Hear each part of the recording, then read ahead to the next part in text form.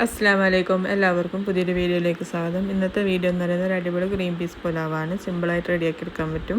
അതിനായി ഞാനിവിടെ മല്ലിച്ചപ്പ് ഉതിരിച്ചപ്പും ഒക്കെ എടുത്തിട്ടുണ്ട്. ഇതൊരു മിക്സിയുടെ ജാറിലേക്ക് ഇട്ട് കൊടുക്കാം.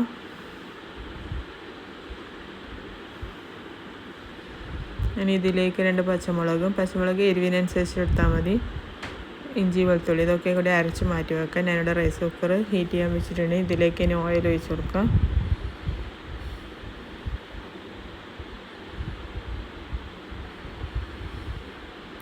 ഇതിൽ ഓൾ സ്പൈസസ് ഒക്കെ ഇട്ടിട്ടൊന്ന് മൂപ്പിച്ചെടുക്കാം. അതിലേക്ക് ഇനി ഉള്ളി ഇട്ട് കൊടുത്ത് നന്നായി സോട്ട് ചെയ്തെടുക്കാം. സോട്ടായി വരുമ്പോൾ നമ്മൾ അരച്ച് മാറ്റി വെച്ച മിക്സ് ഇട്ട് കൊടുത്ത് നന്നായി മിക്സ് ചെയ്തതിന് ശേഷം ഗ്രീൻ പീസ് ഇട്ട് കൊടുക്കുക. ഞാനിവിടെ ഫ്രോസൺ ഗ്രീൻ പീസാണ് യൂസ് ചെയ്തിട്ടുള്ളത്. നന്നായി സോട്ട് ചെയ്തെടുക്കാം.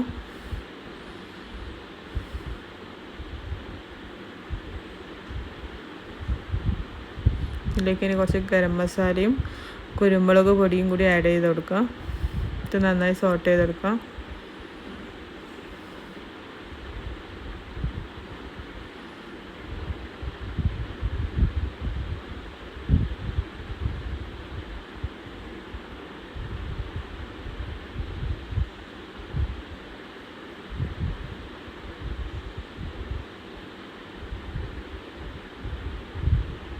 ഇനി ഇതിലേക്ക് കുറച്ച് വെള്ളം ഒഴിച്ച് കൊടുക്കുക. നമ്മൾ അരി വേവാൻ ആവശ്യമുള്ള വെള്ളം കൂടി ഒഴിച്ച് കൊടുത്ത് അതിലേക്ക് കഴുകി വെച്ച അരി ഇട്ട് കൊടുക്കുക.